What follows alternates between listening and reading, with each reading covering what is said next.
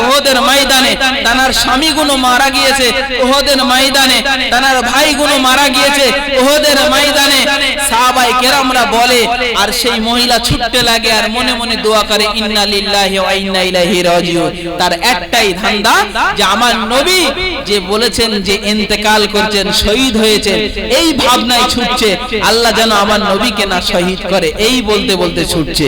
তাহলে সেই নবীর আমরা উম্মত হয়েছি, সাহাবায়ে কেরামদের থেকেও তো আমরা অল্প মহব্বত করতে পারি, কিন্তু সেই মহব্বত গুলো আমাদের থেকে দূরে সরে যায়। আমরা নবীর সুন্নত থেকে পায়রাবি করি না, নবীর সুন্নত থেকে আমরা ঘৃণা করি। খাওয়ার পরে যদি আমরা আলেম ওলামায়ে মাদ্রাসার ছেলে পিলেরা যদি চেটে সুন্দর করে থালা পরিষ্কার করে খায়, কিছু কিছু জ্ঞানী লোক, কিছু কিছু বুজুর্গ লোকেরা বলে এটা ওরা হাবুরে চেটে চেটে খাচ্ছে থালা। আবার যদি চা খাওয়ার পরে চা যদি একটুকু না রাখে, ওরা বলে জীবনে ওরা চা পায়নি, ওই জন্য ওরকম খাচ্ছে। কিন্তু নয়, আমার নবী তার সুন্নত গুলো সাহাবাইদের মাঝে দেখিয়ে দিয়েছেন, সুন্দর করে চেটে চেটে খেতেন, হাত মোবারক চেটে এত পরিষ্কার করে খেতেন যে মনে হয় পরে গিয়ে এই প্লেটটা ধোয়া লাগবে।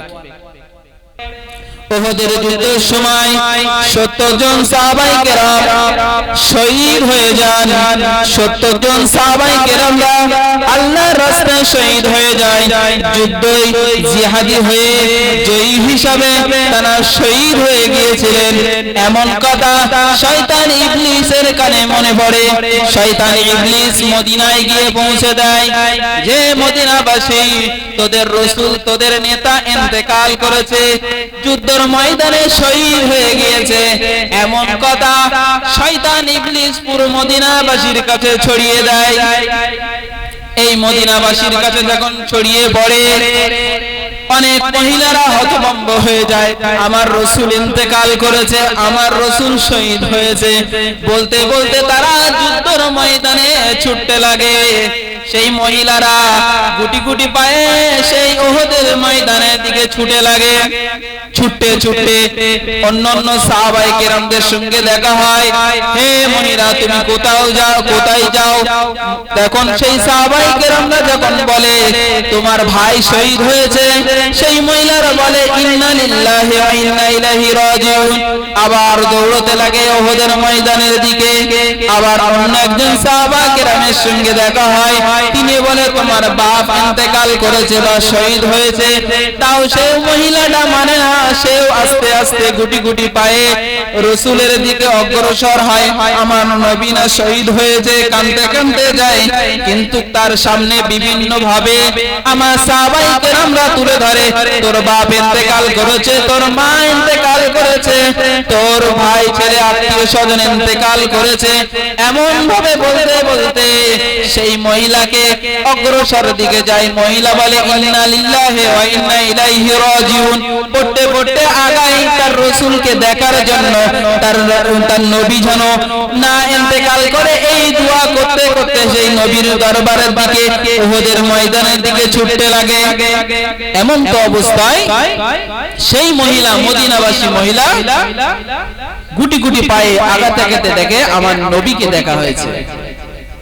সেই নবীকে দেখার পরে সেই মহিলা তখনই একটা ছোট্ট একটা আয়াত পড়ে, কুল্লু মুসিবাতুন বা'দাকা জালালুন, যে নবীকে দেখার পরে আমার যাবতীয় বিপদ আমার নিকট থেকে তুচ্ছ। কেন? এই জন্য যে আমার পিতামাতা, আমার ভাই বোন আমার নবীকে উৎসর্গ করে দিয়েছি, আমার নবীকে পেয়ে তার থেকেও খুশি হয়েছি। জোরে বলেন না সুবহানাল্লাহ। সেই নবী দিবসে আমরা এসেছি, আমাদের মনেও তো খুশি হওয়া দরকার। যে কালামুল্লাহ শরীফ থেকে সূরা আল ইমরানের 31 নম্বর আয়াত থেকে আমি কোরআনের আয়াত তেলাওয়াত করেছি, যে আল্লাহ পাক বললেন আল্লাহর ভালোবাসা ও নবীর ভালোবাসা প্রত্যেক মুসলমান নরনারীর উপরে অপরিহার্য। আমার নবীকে ভালোবাসতে হবে। আল্লাহর পরে কার স্থান? আমার নবী। তাহলে নবীকে ভালোবাসতে হলে নবীর সিরাত মানতে হবে, নবীর সুন্নতগুলোর পায়রাবি করতে হবে। হাদিসের মধ্যে আছে ওয়াকালা রাসূলুল্লাহ সাল্লাল্লাহু আলাইহি ওয়াসাল্লাম মান আহাব্বানি সুন্নতি ফাকাদ আহাব্বানি ওয়া মান আহাব্বানি কানা মাই ফিল জান্নাহ। রাসূল সাল্লাল্লাহু আলাইহি ওয়াসাল্লামের হাদিসের মধ্যে বর্ণিত আছে যে আমার সুন্নতকে যারা আঁকড়ে ধরলো, ভালোবাসলো, আমার জন্য জান কুরবান করে দিল, তারাই জান্নাতি। সাহাবায়ে কেরামরা বলতেন, ইয়া রাসূলুল্লাহ, আপনার প্রতি আমার পিতামাতা কুরবান হোক। মানে সকলের থেকে তিনি শ্রেষ্ঠ হিসাবে আমার নবীদেরকে সম্মান করতেন, নবীকে পায়রবি করতেন।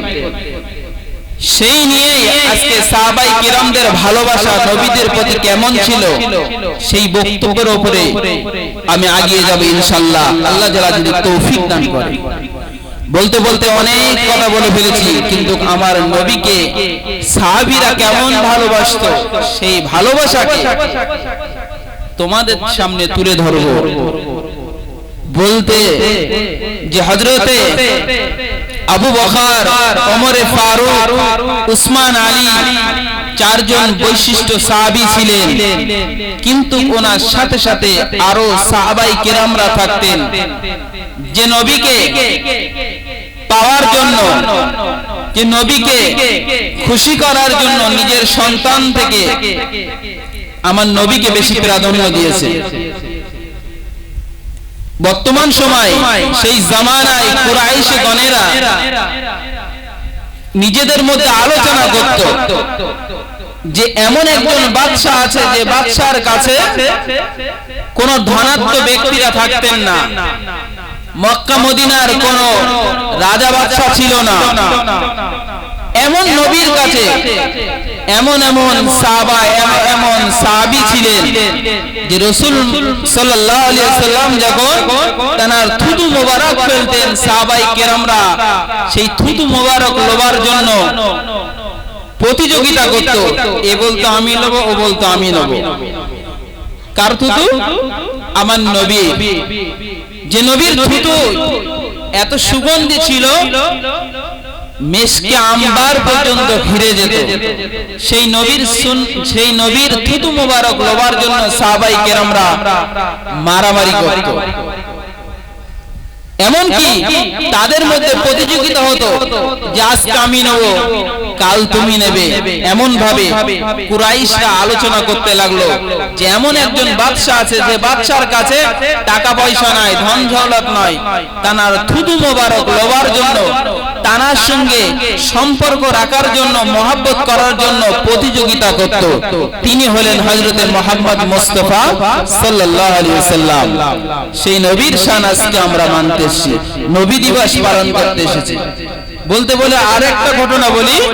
উহুদের যুদ্ধের সময় রাসূল সাল্লাল্লাহু আলাইহি ওয়াসাল্লামের যখন দন্দ মোবারক শহীদ হয়েছিল, কি কারণে? কাফের বেদুইনেরা তার মাথায় যে সিরসাদ, যে হেলমেট ছিল, হেলমেটের উপরে আঘাত করেছিল। সেই আঘাত করার কারণে রাসূলের পাশে, মাড়ির পাশে সেই হেলমেটের ভাঙা অংশ ঢুকে যায়। হঠাৎ তখন সাহাবায়ে কেরামদের কানে আওয়াজ পেল রাসূল শহীদ হয়ে গিয়েছে। এটা শয়তানের চক্রান্ত লাগিয়ে দিয়েছিল, শয়তান সবার কানে ছড়িয়ে দিয়েছিল যে রাসূল শহীদ হয়ে গিয়েছে। কিন্তু নয়, ওই মুহূর্তে হযরতে আবু বকর তিনি ছুটে এসে নবীর কাছে এলেন এবং নবীকে তুলে দেখলেন তার হেলমেট মোবারক ঢুকে গিয়েছিলেন। এমন সময় সাহাবায়ে কেরামরা প্রতিযোগিতা লাগছে যে এই মুহূর্তটা আমি কি করে ছেড়ে দেই, যে আমার নবীর এই যে হেলমেট মোবারক ঢুকে গিয়েছে। সাহাবায়ে কেরামরা প্রতিযোগিতা লাগলেন। একজন সাহাবায়ে কেরাম আছেন হযরতে আব্দুল্লাহ ইবনে জুবাইর রাদিয়াল্লাহু আনহু, তিনি রাসূলের হেলমেট মোবারক তার দাঁত দিয়ে টানলেন। প্রথমে একটা দাঁত শহীদ হয়ে গেল, তারপরে রাসূলের দ্বিতীয় হেলমেটের টুকরো ভাঙাটা আবার দাঁত দিয়ে ভাঙলেন। দাঁত দিয়ে টানার কারণে সে হেলমেটটা তোলার কারণে তার দ্বিতীয় দাঁতটাও ভেঙে গেলেন। এমন ভালোবাসতেন আমার নবীকে যে নবীর জন্য জান কুরবান করে দিতেন। সেই সময় আরেকজন সাহাবা ছিলেন যে রাসূলুল্লাহর হেলমেট টানার পরে তানার মুখমণ্ডলে তানার চেহারা মোবারকে রক্তই ললিত হচ্ছিল, রক্ত পড়ে মুখ ভরে যাচ্ছিল। আর একজন সাহাবায়ে কেরাম তিনি সেই রক্তটাকে চুষে খেয়েছিলেন। তার নাম হলো মালিক বিন সিনা রাদিয়াল্লাহু আনহু। জোরে বলুন না সুবহানাল্লাহ। এমন ব্যক্তিগণ, এমন সাহাবায়ে কেরামরা রাসূলকে ভালোবাসতেন। সেই ভালোবাসার জন্য সাহাবায়ে কেরামদের আমরা দেখি, তানার পরে তানার উম্মত আমরা হয়েছি, তাহলে তানার সুন্নাত গুণ আমরা কেন মানব না? যে সুন্নাত গুণ আমাদের মধ্যে বাস্তবায়িত হয়েছে। তাহলে যখন তিনি উহুদের যুদ্ধের সময় তানার হেলমেট মোবারক যখন ব্যারেন্টের মধ্যে ঢুকে গিয়েছিল, সাহাবায়ে কেরামরা প্রতিযোগিতায় লেগে যায়। প্রথমে হযরতে আবু বকর আসেন, তারপরে আব্দুল্লাহ ইবনে জুবাইর রাদিয়াল্লাহু আসেন, তারপরে আব্দুল্লাহ ইবনে মালিক, আব্দুল্লাহ ইবনে সিনা তিনি আসেন। তাদের মধ্যে প্রতিযোগিতা লেগে যায় যে আমি রাসূলের হেলমেটকে আমি বার করব, রাসূলের সিনা মোবারক দিয়ে যে রক্ত বার হয় সেই রক্তকে আমি ধারণ করে খাবো। কেন? এই কারণে রাসূল সাল্লাল্লাহু আলাইহি ওয়াসাল্লাম যখন তানার এক বাদী ছিল, যে বাদী রাসূল সাল্লাল্লাহু আলাইহি ওয়াসাল্লামের পেশাব মোবারক খেয়ে নিয়েছিল, যে পেশাব খাওয়ার কারণে রাসূল তাকে দোয়া করেছিল, হে বাদী, তোর জীবনেও আর কোনদিন পেটের রোগ হবে না, তুই হলো জান্নাতি। কারণ আমি রাসূল আমার পেশাব মোবারক তুই ভুল কারণে হোক আর খুশি করে হোক তুই খেয়ে ফেলেছিস, আল্লাহ পাক তোর জীবনে পেটের রোগ দেবে না, তোকে জান্নাতি হিসাবে ঘোষিত করবে। এই ঘটনা তাদের মাথায় আছে যে রাসূলের সব জিনিসটাই হলো মোবারকপূর্ণ, যে রাসূলের রক্ত মোবারক এত সুগন্ধি ছিল, সাহাবায়ে কেরামরা চেটে চেটে খেতেন। বলতে বলতে আরেকটা ঘটনা মনে পড়লো যে রাসূল সাল্লাল্লাহু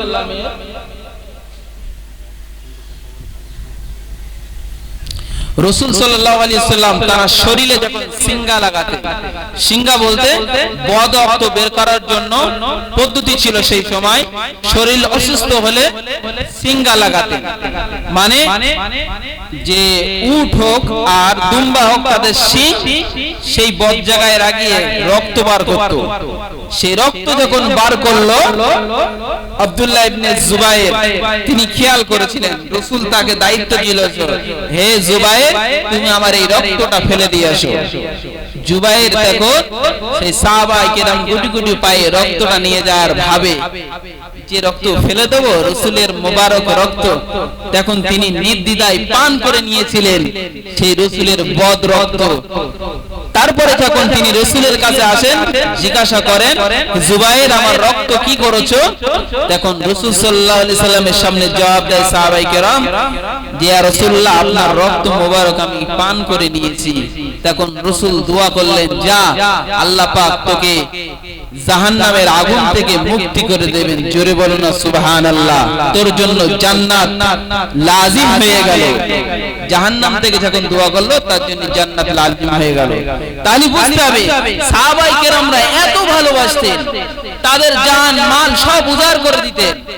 রাসূল সাল্লাল্লাহু আলাইহি ওয়াসাল্লাম উহুদের যুদ্ধের সময় যখন মালামালের যখন অভাব ঘটে যায়, মাল সম্পদের যখন অভাব ঘটে যায়, সেই মুহূর্তে সাহাবায়ে কেরামদের কাছে টাকা চেয়েছিলেন, মাল চেয়েছিলেন।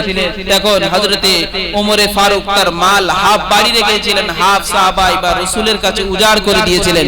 ইয়া রাসূলুল্লাহ এই মালগুলো আপনার কাছে কুরবান করে দিলাম। আবার ঠিক ওমরে ফারুকের পরে হযরতে আবু বকর তিনি তার বাড়ির সমস্ত মাল এনে রাসূলের দরবারে হাজির করে দিয়েছিলেন। যে রাসূলকে ভালোবেসে নিজের বাড়ির মাল সামান সবগুলোকে দান করে দিতেন, একটাও রাখতেন না। রাসূল যখন জিজ্ঞেস করলেন, আবু বকর তুমি কি তোমার বাড়ি কোনো মাল রাখোনি?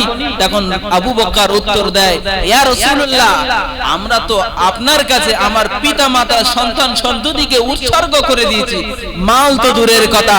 তাই আজকে বলতে চাই যে নবীর সুন্নতকে টিকিয়ে রাখার জন্য এই নবী এই এতিমদেরকে ভালোবাসতেন, অসহায়কে ভালোবাসতেন, ভালোবাসতেন, সেই হিসাবে আজকে আমরা এই বাইতুল ফান্ড কায়েম করেছি, যে বাইতুল ফান্ড থেকে অসহায় মানুষদেরকে খাদ্য দেওয়া হয় এবং গরিব বাচ্চাদেরকে লালন পালন করা হয়, তাদেরকে দেখভাল করা হয়।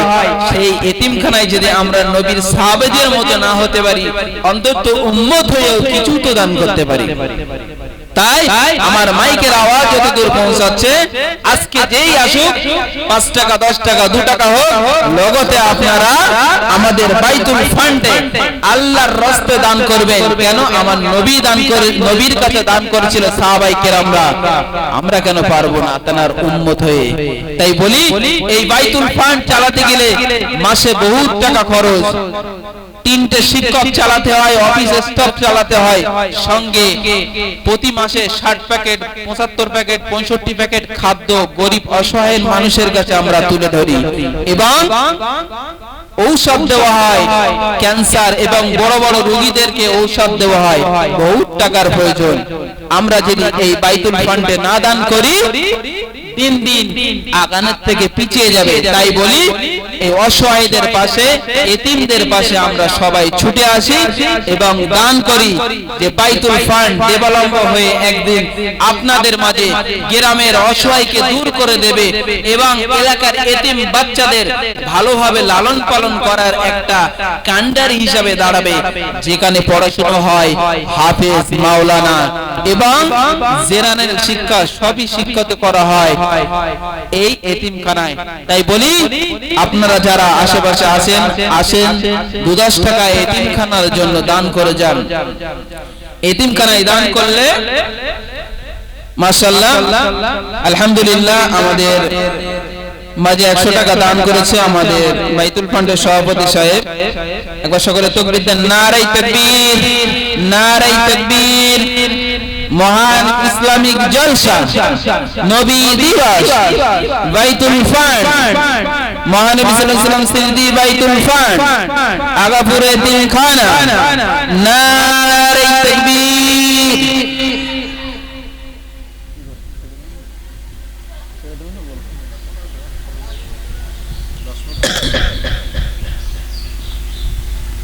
মাশাআল্লাহ আমার ছাত্র ভাইয়ের আব্বা তিনিও 100 টাকা দান করেছেন। আল্লাহ পাক তার দানকে কবুল করুন, সকলে আল্লাহুম্মা আমিন।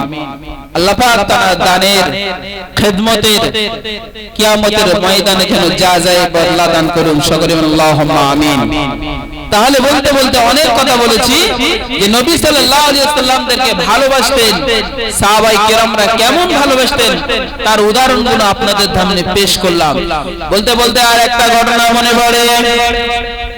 উহুদের যুদ্ধের সময় 70 জন সাহাবায়ে কেরাম শহীদ হয়ে যান। 70 জন সাহাবায়ে কেরামরা আল্লাহর রাস্তায় শহীদ হয়ে যায়। যুদ্ধে জিহাদি হয়ে জয়ী হিসাবে তারা শহীদ হয়ে গিয়েছিলেন। এমন কথা শয়তান ইবলিসের কানে মনে পড়ে। শয়তান ইবলিস মদিনায় গিয়ে পৌঁছে দেয় যে মদিনাবাসী, তোদের রাসূল, তোদের নেতা ইন্তেকাল করেছে, যুদ্ধ ময়দানে শহীদ হয়ে গিয়েছে। এমন কথা শয়তান ইবলিস পুরো মদিনাবাসীর কাছে ছড়িয়ে দেয়। এই মদিনাবাসীর কাছে যখন ছড়িয়ে পড়ে, অনেক মহিলারা হতভম্ব হয়ে যায়, আমার রাসূল ইন্তেকাল করেছে, আমার রাসূল শহীদ হয়েছে। বলতে বলতে তারা যুদ্ধের ময়দানে ছুটতে লাগে। সেই মহিলারা গুটি গুটি পায়ে সেই উহুদের ময়দানের দিকে ছুটে লাগে। ছুটতে ছুটতে অন্যান্য সাহাবায়ে কেরামদের সঙ্গে দেখা হয়। হে মহিলা, তুমি কোথায় যাও? তখন সেই সাহাবায়ে কেরামরা যখন বলে তোমার ভাই শহীদ হয়েছে, সেই মহিলারা বলে ইন্না লিল্লাহি ওয়া ইন্না ইলাইহি রাজিউন। আবার দৌড়তে লাগে উহুদের ময়দানের দিকে। আবার অন্য একজন সাহাবা কেরামের সঙ্গে দেখা হয়, তিনি বলে তোমার বাপ ইন্তেকাল করেছে বা শহীদ হয়েছে। তাও সেই মহিলাটা মানে না, সেও আস্তে আস্তে গুটি গুটি পায়ে রাসূলের দিকে অগ্রসর হয়।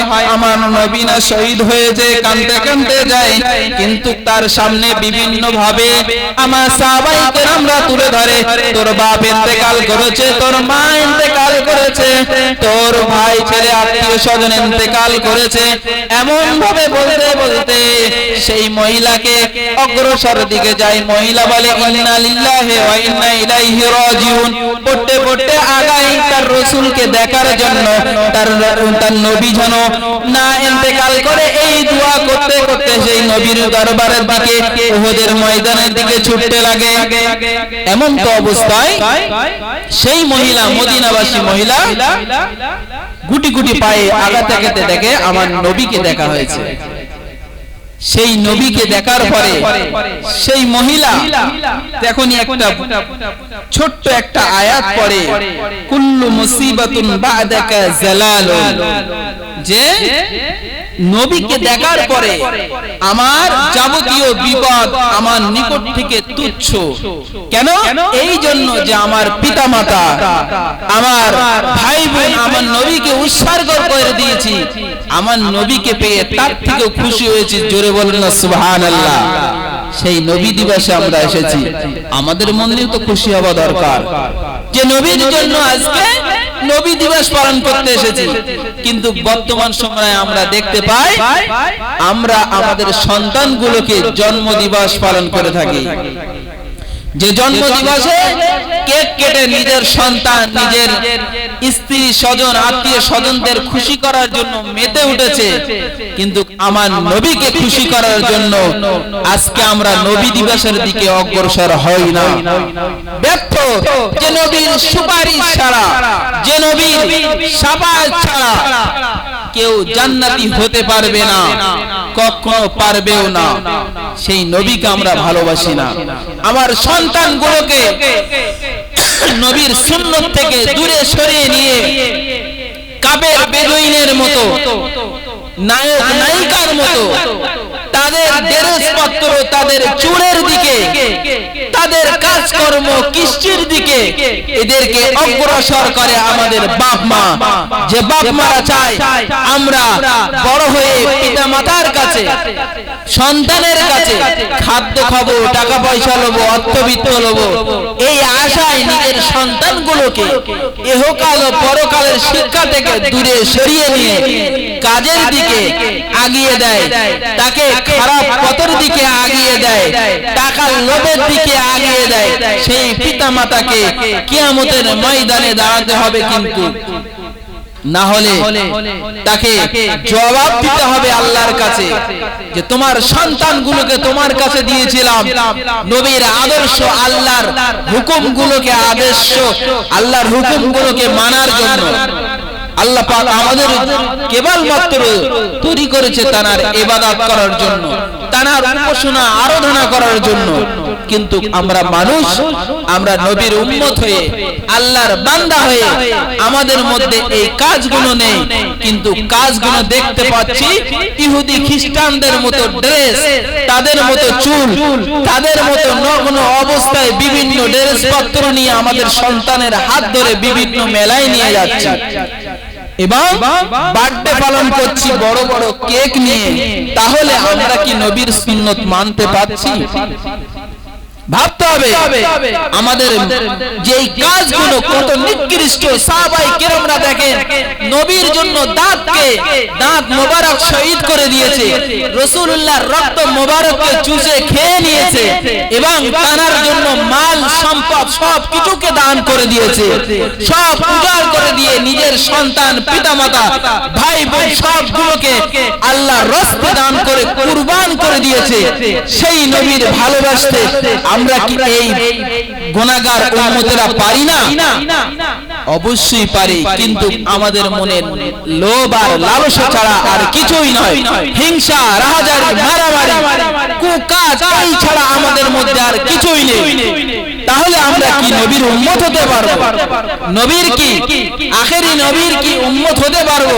যে নবীকে পাওয়ার জন্য নবীরা কেঁদেছেন, সাহাবায়ে কেরামরা কেঁদেছেন, আল্লাহর কাছে আরজ করেছেন, আল্লাহ পাক আমাদেরকে নবী না বানিয়ে, আমাদেরকে যদি নবী না বানিয়ে, পথ প্রদর্শন না বানিয়ে আখেরি জামানার যদি উম্মত বানাতেন আরো খুশি হতাম। জোরে বলুন সুবহানাল্লাহ। দরুদ শরীফ পড়ি, আল্লাহুম্মা সাল্লি আলা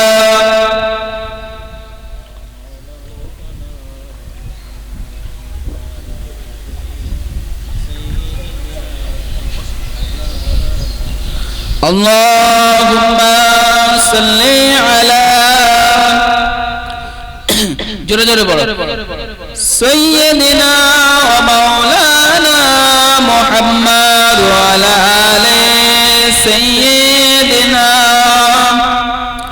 মাওলানা মুহাম্মদ নবী আমার নূরের রবি নবী আমার নূরের রবি নবী সবার প্রেমের ছবি মদিনাতে আছেন শুইয়া নাজাতের কান্দারি আল্লাহুম্মা সাল্লি আলা সাইয়্যিদিনা মাওলানা মুহাম্মদ ওয়া আলা আলি সাইয়্যিদিনা মাওলানা মুহাম্মদ। যাক বলতে বলতে নবীর জীবনী নবীর কাহিনী সাহাবায়ে কেরামদের ভালোবাসা নবীর প্রতি কেমন ছিল তার বর্ণনা করেছি। বলতে বলতে আরেকটি ঘটনা মনে পড়ে যায়। উহুদের যুদ্ধের সময় রাসূল সাল্লাল্লাহু আলাইহি ওয়াসাল্লামের প্রতি যখন কাফেররা তীর বর্ষণ করার জন্য নবীর দিকে তাক করলেন, এই নবীর জন্য জান দেওয়ার জন্য কাফেরদের দিকে পিঠ করে নবীর দিকে মুখ করে দাঁড়িয়েছিলেন ঢাল হিসাবে আবু জাদান রাদিয়াল্লাহু আনহু। আবু দাজান রাদিয়াল্লাহু আনহু তিনি তানার সিনা মোবারক রাসূলকে ঢাল হিসাবে কাফেরদের দিকে পিঠ করে দাঁড়িয়েছিলেন। কাফেররা তাদের তীর বর্ষণ করতে লাগলো।